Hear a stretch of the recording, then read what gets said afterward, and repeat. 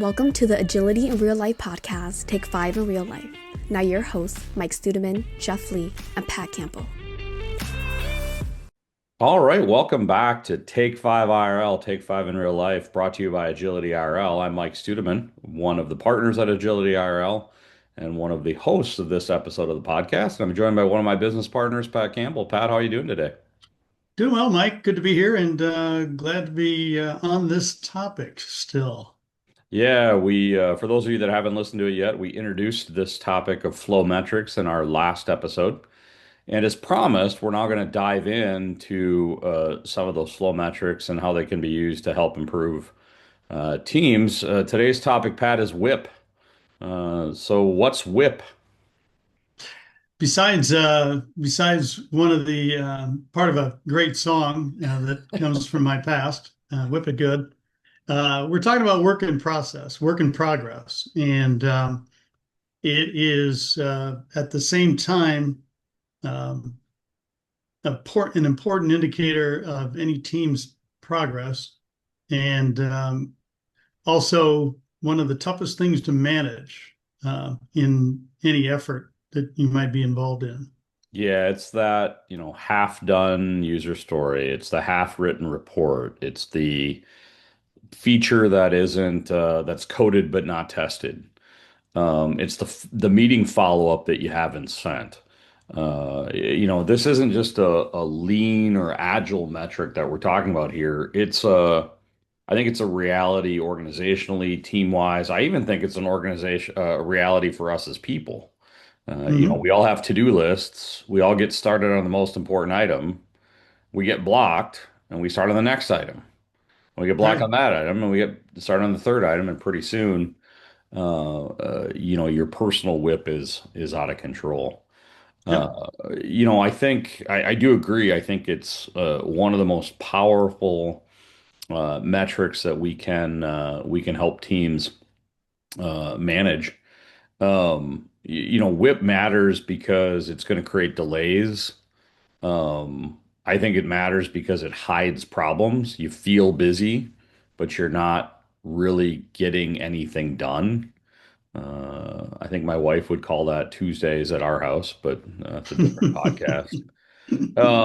Why else, in your opinion, Pat, why else does WIP matter beyond the hiding of the problems, the lack of transparency, and just the delays, the context switching that comes from having too much in progress? Well, the other side of the coin with WIP is that you have two things you have to define. What is our work, which is work in progress, and what is in progress? What Right, constitutes the beginning and right. what constitutes the end?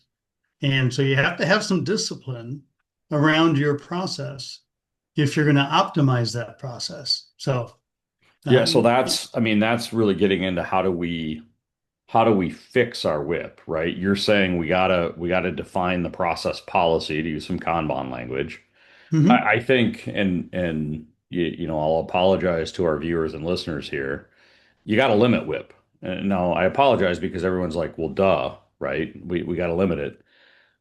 I think in our experience, everyone understands that at an intellectual level.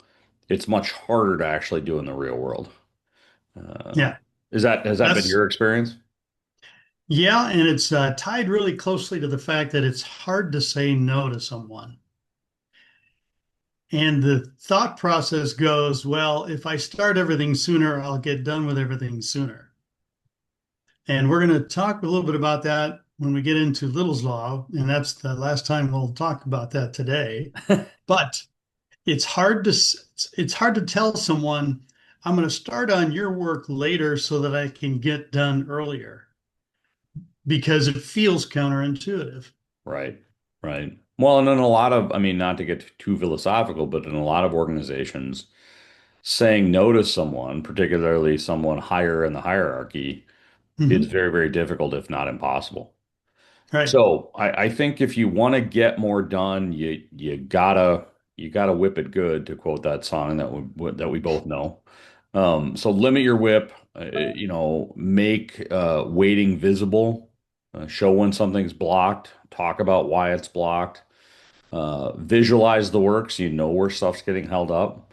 And then just be very disciplined about once you set that WIP limit, follow those process policies and don't exceed it.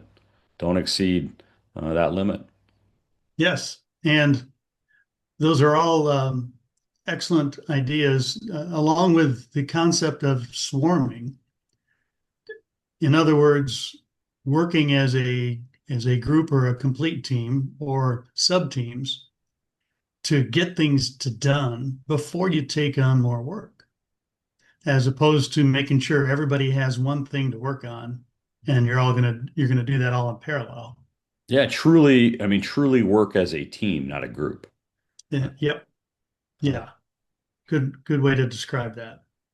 Well, awesome. Well, I would close this episode with a challenge for everyone that's watching or listening. You know, if you want your team to move faster, and maybe it's not even at a team level, if you yourself want to get more done, don't start doing more. Finish what you have on your plate first, and then take on another item. Stay below your personal WIP limit.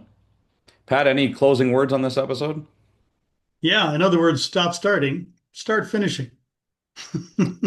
A great way to wrap it up, my friend. Thanks everyone for watching and listening, and join us again for another episode of Take 5 IRL, Take 5 in Real Life. Have a great day. We'll see you again soon.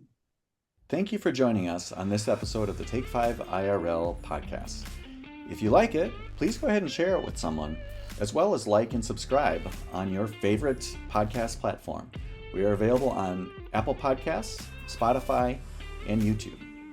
Also, leave us a comment or a suggestion for a future episode. Again, thanks for listening, and we look forward to you joining us next time on the Take 5 IRL podcast.